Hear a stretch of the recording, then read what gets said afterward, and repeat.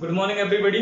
जैसा कि आप लोगों को पता है कि अब हमारा फंडामेंटल सीरीज स्टार्ट हो चुकी है और आपको पता है कि वो फंडामेंटल सीरीज का आज हमारा 24th लेक्चर है।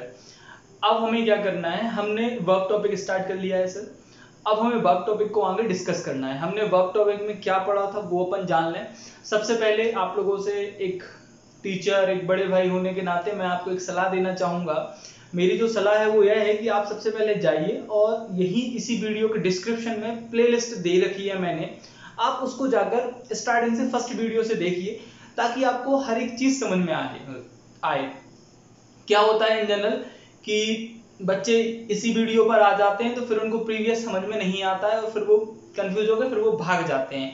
यही मेरी आप लोगों से रिक्वेस्ट है, कृपया करके सारी वीडियो देखिए, स्टार्टिंग से देखिए, उनके नोट्स बनाइए, प्रॉपर रिवीजन कीजिए। जो चीज़ समझ में ना आए आप कमेंट कर सकते हैं, अदरवाइज मैं आप लोगों के लिए अपनी एक ईमेल आईडी दे देता हूं, तो आप वहां पर मुझे मेल कर दीजिएगा। ठीक है, वो मैं आपको इस वीडियो के लास्ट में दे दूंगा।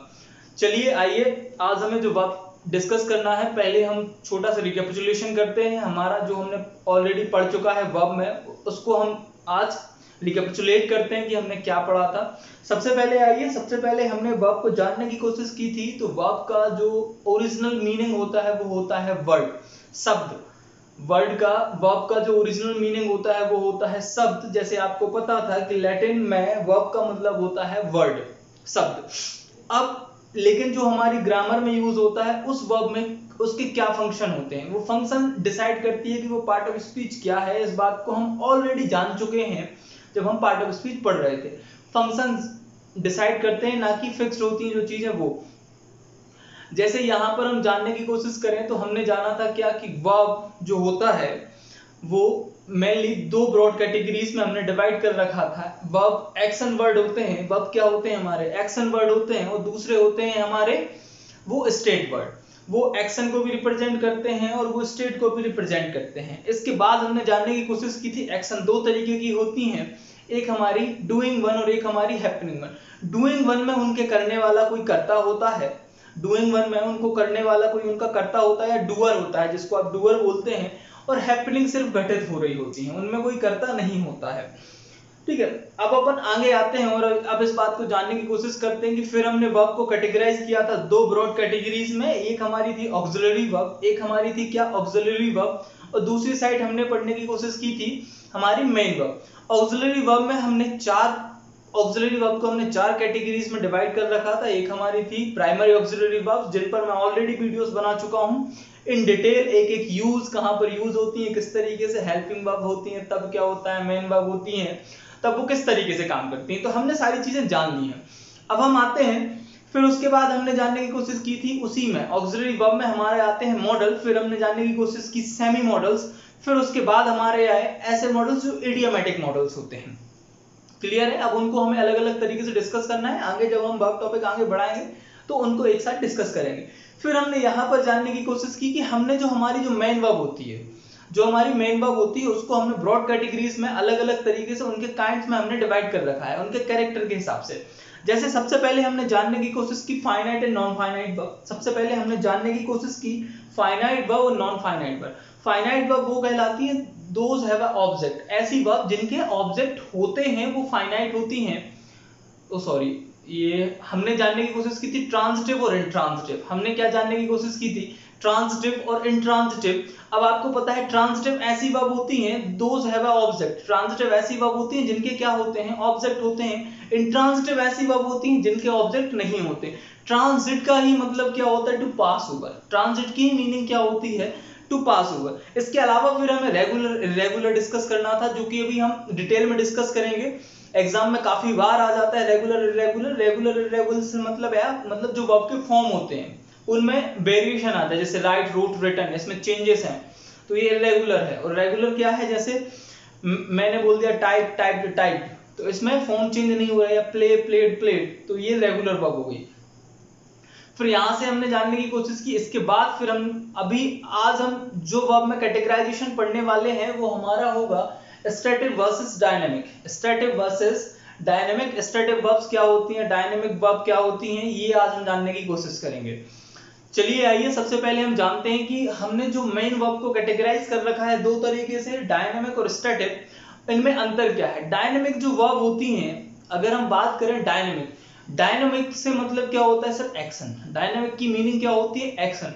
एक्शन से मतलब क्या? आप अगर जानने की कोशिश करें एक्टिविटी, कोई कार्य, हम यहाँ पर क्या जानने की कोशिश कर रहे हैं? कोई कार्य या एक्शन। डायनेमिक से मतलब क्या होगा हमारा? वो किसी ना किसी एक्शन को रिप्रेजेंट कर रहा होगा। एक्शन को रिप्रेजेंट करने से मतलब क्या? कि वह एक्शन प्रोसेस में होगा। प्रोसेस में होने से मतलब क्या? उसमें कोई एक टाइम ड्यूरेशन होगी। प्रोसेस, अगर कोई भी चीज, जैसे अगर मैं आपसे बोलूं कि मैं आपको पढ़ा रहा हूं, it take a time or not sir? It's take a time. तो ऐसा ही होता है कि अगर कोई भी चीज प्रोसेस में है, if anything is in process, अगर कोई भी चीज प्रोसेस में है, एक्शन में है, तो it is obviously taking a time. कोई भी चीज अगर क्या है सर? कोई भी चीज मतलब एनीथिंग, अगर वो क्या है? एक्शन में है। एक्शन से मतलब चाहे वो अपोजिट में हो या डायरेक्ट एक्शन में हो, कैसी भी एक्शन में हो, चाहे किसी भी तरीके के एक्शन में। तो यहाँ पर हमें क्या जानने को मिलता है कि कोई भी चीज अगर एक्शन में है तो वो टाइम जरूर लेगी। क्यों लेगी? क्योंकि एक्शन करने के लिए ही उसको टाइम चाहिए। अब टाइम चाहिए तो वो क्या करेगी? वो एक्शन को क्या करेगी? कंटिन्यू करेगी। वो एक्शन को क्या करेगी? कंटिन्यू करेगी। तो आप लोगों को यहां से पता चला कि जो एक्शन वर्ब होती हैं वो कंटिन्यू भी होती हैं। जो एक्शन वर्ब होती है वो क्या होती है? कंटिन्यू भी होती है। जो डायनामिक वर्ब होती है वो कंटिन्यू होती है। फिर हमने यहां पर जानने की कोशिश की, जो हमारी सेकंड टाइप की जो वर्ब होती हैं वो स्टेटिव होती हैं। स्टेटिव से मतलब वो अवस्था को दर्शाती हैं। आप खुद बताइए, जैसे मोहन एक डॉक्टर है, मैंने बोला मोहन डॉक्टर है। अगर मोहन डॉक्टर है तो यह कोई एक्शन है? आपका आंसर होगा सर नहीं है, एक्शन नहीं है। तो मैं आपसे बोलूंगा क्यों नहीं है एक्शन? क्योंकि आपको पता चल रहा है कि इसमें टाइम नहीं लगा है, ये टाइम के से रिलेट नहीं है। ये सीधा सीधा क्या बता रहा है कि मोहन डॉक्टर है। अगर मोहन डॉक्टर है तो आप मोहन की क्या बता रहे हैं? आप मोहन की अवस्था बतला रहे हैं। आप मोहन की क्या बतला रहे हैं? अवस्था बतला रहे हैं। जैसे हम इनमें से कोई भी एक एग्जांपल ले ले, जैसे आई heard a sound. I heard a sound, या ये नहीं बोलेंगे कि I am hearing a sound. आप एक साउंड को एक बार हियर करेंगे, ठीक है? जैसे फ्लावर, या जैसे हम बोल रहे हैं roses smell sweets, roses smell sweet. तो स्मेलिंग थोड़ी ना, वो स्मेल स्वीट करते हैं, वो उनकी अवस्था है कि वो स्वीट स्मेल करते हैं। तो यहीं से हमने क्या जाना कि जो हमारी स्टैटिक वर्ब होती है, those verb don't have a action. इनकी क्या नहीं होती? एक्शन नहीं होती। अब एक्शन नहीं होती तो इनके कंटिन्यूअस नहीं बनते। अब अगर एक्शन नहीं होगी तो इनके क्या नहीं बनेंगे? कॉन्टिन्यूअस नहीं बनेंगे। अगर कॉन्टिन्यूअस नहीं बनेंगे तो आप इनको कॉन्टिन्यूअस में यूज नहीं कर पाओगे। और कॉन्टिन्यूअस टेंस में कहां यूज होता है हमारा? एक तो हमारा जो होता है वो कॉन्टिन्यूअस होता है, और एक हमारा होता है परफेक्ट कॉन्टिन्यूअस। तो टेंस में जब हम यूज करते हैं तो एक हम कॉन्टिन्यूअस यूज करते हैं और दूसरा हम यूज करते हैं परफेक्ट कॉन्टिन्यूअस। तो यहां पर आपको दोनों जगह पर ये स्टैटिक वर्ब्स जो यहां पर मैंने कुछ एग्जांपल लिख रखे हैं, इनको यूज नहीं करना होता। क्यों नहीं करना होता?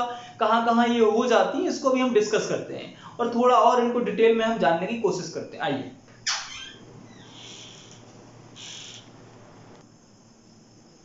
बेसिकली जो हमें समझना है डायनामिक और स्टैटिक में, वो ये है कि जो डायनामिक वर्ब होती हैं वो किसी भी टेंस में यूज हो सकती हैं। हमने क्या जाना कि डायनामिक फ्रीली यूज हो सकती हैं, आप किसी भी टेंस में यूज कर सकते हैं। बट यहाँ पर जो हमें बहुत बेसिक समझने की बात है, जो काफी इंपॉर्टेंट है और जो एग्जाम में आ जाता है, वो ये है कि static verb don't make continuous. ये कॉन्टिन्यूअस नहीं बनाएंगे। इनका बस जो आपको ध्यान रखना है, इनका ये ध्यान रखना है कि जो स्टेटिव जितनी भी वर्ब होती हैं, जो स्टेट को रिप्रेजेंट करने वाली वर्ब होती हैं, दे डोंट मेक कॉन्टिन्यूअस। मतलब इनका कॉन्टिन्यूअस टेंस नहीं बनेगा। आप बाकी टेंस यूज कर लीजिए, जैसे आप इंडेफिनिट यूज कर सकते हैं इजीली, आप परफेक्ट बना सकते हैं, बट आप कॉन्टिन्यूअस नहीं बना सकते और परफेक्ट कॉन्टिन्यूअस नहीं बना सकते। रीजन मैंने आप लोगों को डिटेल में बता दिया है क्या है, क्योंकि ये इनएक्शन वर्ब है। हम जानने की कोशिश करें ये कैसी वर्ब है सर? ये आपकी इनएक्शन वर्ब है। ये कैसी है सर? आपकी इनएक्शन वर्ब है। और ये आपकी जो डायनामिक वर्ब है वो एक्शन वर्ब है। एक्शन वर्ब से मतलब these are represent for the activity. ये एक्टिविटी को रिप्रेजेंट करा रही हैं। ये किसको रिप्रेजेंट करा रही हैं सर? आपकी एक्टिविटी को रिप्रेजेंट करा रही हैं। और जो हमारी जो स्टेटिव वर्ब्स होती हैं वो फैक्ट या बाकी चीजों को रिप्रेजेंट कराती हैं जनरल। जैसे ये हमारे लिए जो रिप्रेजेंट कराएंगी वो एक स्टेट को, अवस्था को, वो किस कंडीशन में है, क्या उसकी मेंटल प्रोसेस है, किस तरीके से। सबसे पहले हमारी इस कैटेगरीज में जो आती हैं वो होती हैं हमारी सेंस ऑर्गन्स। हमारे सेंस ऑर्गन से हम बात करें कि जैसे जो हमारे बॉडी के सेंस ऑर्गन्स होते हैं, जैसे आप लोगों को पता है कि we have 5 sense in our body. We can hear, we can touch, so we can feel. We can touch, so we can feel.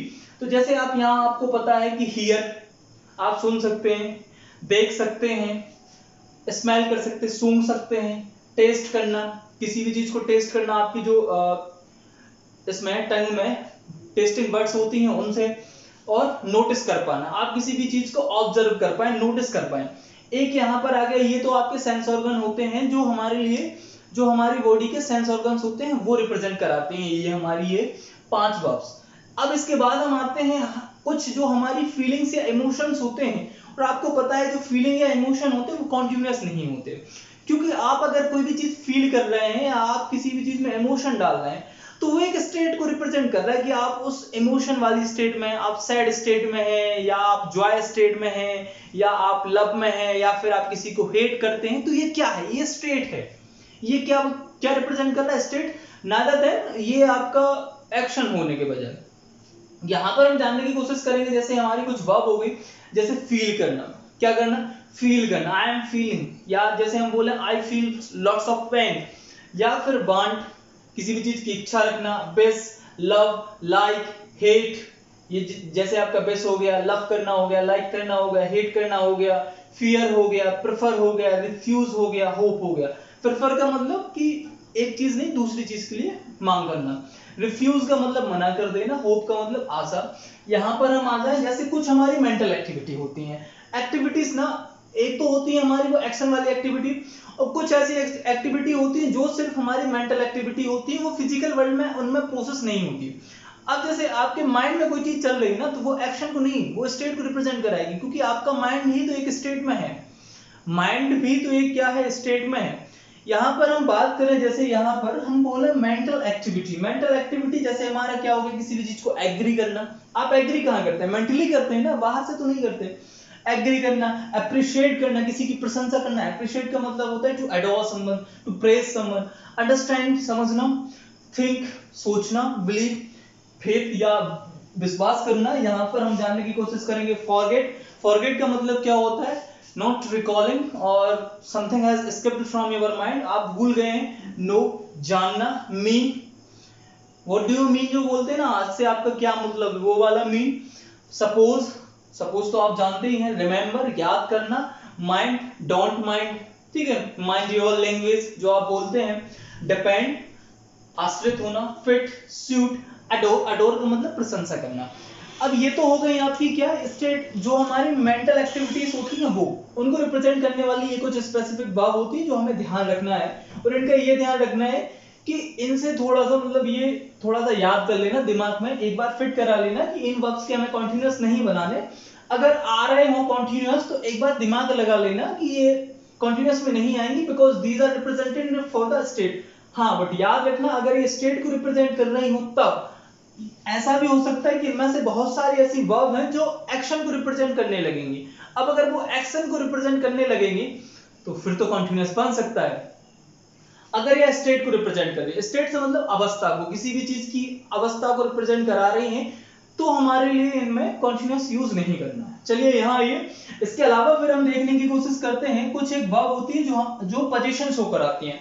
अब पोजीशन शो कराने से मतलब क्या, जैसे हैव, किसी भी चीज का स्वामित्व होना। Have, own, belong to, possess, contain, consist of, want, lack, need, include. अब जैसे ये आ गया लैक, अब आप बोलेंगे ये तो सर पोजीशन में नहीं आता, ये नेगेटिव पोजीशन है ना, उल्टा पोजीशन, मतलब किसी भी चीज की मांग करना, आप उस चीज की इच्छा रखते हैं कि वो मेरा हो जाए, तो लैक। वांट हो गया, नीड हो गया, इंक्लूड हो गया, तो ये भी क्या है हमारे लिए पोजीशन है। ये क्या शो करा रहा है हमारे लिए? पोजीशन।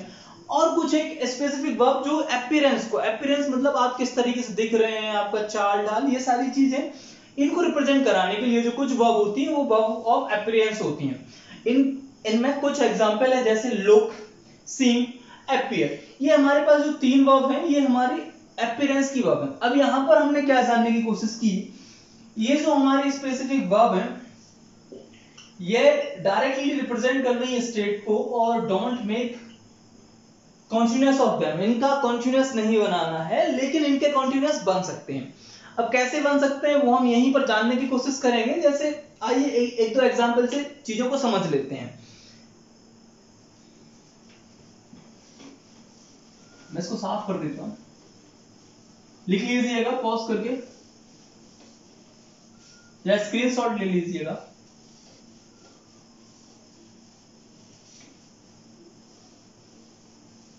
जैसे हम यहां पर हमने देखा कि एक यहां पर एक वर्ब थी हैव। अब आपको पता है कि हैव जो होती है वो पोजीशन होकर आती है, लेकिन जब ये पोजीशन होकर आती है तब यह स्टेट होती है। जब यह क्या शो कराती है, पोजीशन शो कराती है, तब यह स्टेटिक वर्ब होती है। अब यहां पर मैं एक क्वेश्चन लिख रहा हूं, उसको देखिएगा। जैसे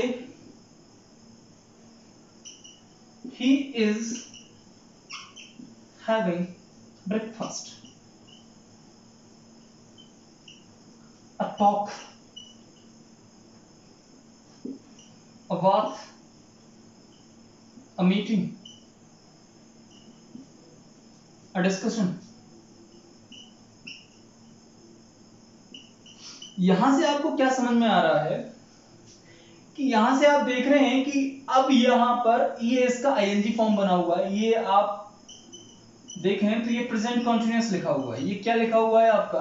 प्रेजेंट कंटीन्यूअस लिखा हुआ है। सर अभी आपने बोला था कि हैव को हैव हमेशा स्टेट में आएगी, उसके कंटीन्यूअस नहीं बनेगी, लेकिन यहां पर ये कैसे बन रहा है? देखो हैव यहां पर फिर भी स्टेट को रिप्रेजेंट नहीं कर रही है, लेकिन हैव में हैव जो वर्ब है उसकी खुद के अंदर एक्शन नहीं है, लेकिन उसका जो ऑब्जेक्ट है ना वो टाइम टेकिंग है। जैसे हम यहां पर बात करें तो इसके ऑब्जेक्ट है ना वो अपने आप में एक्शन को रिप्रेजेंट कर रहे हैं। जैसे टॉक हो गया, बात हो गया, मीटिंग हो गया, डिस्कशन हो गया, this represent for the action. इनमें ना मतलब एक्शन होगी होगी। जैसे he is having a breakfast, तो जो ब्रेकफास्ट होता है ना वो टाइम टेकिंग होता है, इट्स टेक अ टाइम।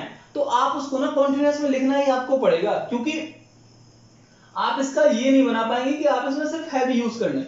तो यहां से आप क्या कर रहे हैं कि इसका मतलब है कि he is eating a breakfast. आप जो यहां पर जो हैव से हम बताने की कोशिश कर रहे हैं, इसकी जो अंडरस्टूड मीनिंग है वो किसी एक्शन वर्ब को रिप्लेस कर रही है। जैसे हम यहां पर जानने की बोल रहे हैं कि he is eating a breakfast, या ही इज टॉकिंग, ठीक है, he is walking, he is meeting, he is discussing.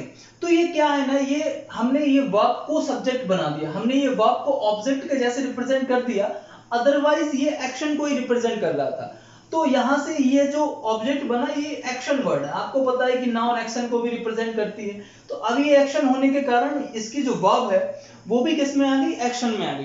Clear है? तो हैव इस तरीके से भी अगर आ जाए तो उसको गलत मत मान लेना, उसके पीछे देख लेना कहीं वो किसी एक एक्शन के लिए यूज तो नहीं हुआ है। हाँ, अगर पोजीशन के लिए यूज हुआ है, क्या बताने के लिए? पोजीशन बताने के लिए। जैसे मैं बोल दूं I am having a car, तब यह गलत हो गया। क्यों हो गया गलत? क्योंकि ये आप क्या बता रहे हैं यहां पर आप पोजीशन बता रहे हैं। अगर आप यहां पर पोजीशन बता रहे हैं तब ये गलत हो गया। फिर आप क्या बोलोगे? I have a car. तो बात आई समझ में? अगर ये हैव, ये सारी चीजें अगर कहां आ जाए हमारी एक्शन को रिप्रेजेंट करने लगे तो हम इनको कॉन्टिन्यूअस में लिख सकते हैं। फॉर एग्जांपल आगे देखिए, एक दो वर्ब और मैं यूज करके बता देता हूं आपको, इसको थोड़ा सा ध्यान रखिएगा। जैसे एक सेंटेंस लिखा हुआ है यहां पर, मैं लिख दूं दी रोजेस स्मेल स्वीट। मैं यहां पर क्या बोला कि दी रोजेस स्मेल स्वीट। जो गुलाब होते हैं वो कैसे स्मेल करते हैं? स्वीट स्मेल करते हैं। तो यहां पर आप इन रोजेस की क्या बता रहे थे? स्टेट बतला रहे थे कि वो कैसे स्मेल करते हैं? स्वीट स्मेल करते हैं। तो ये तो स्टेट हो गए। अब लेकिन अगर मैं बोल दूं, एक स्टेटमेंट लिख दूं, the cat is smelling under the table.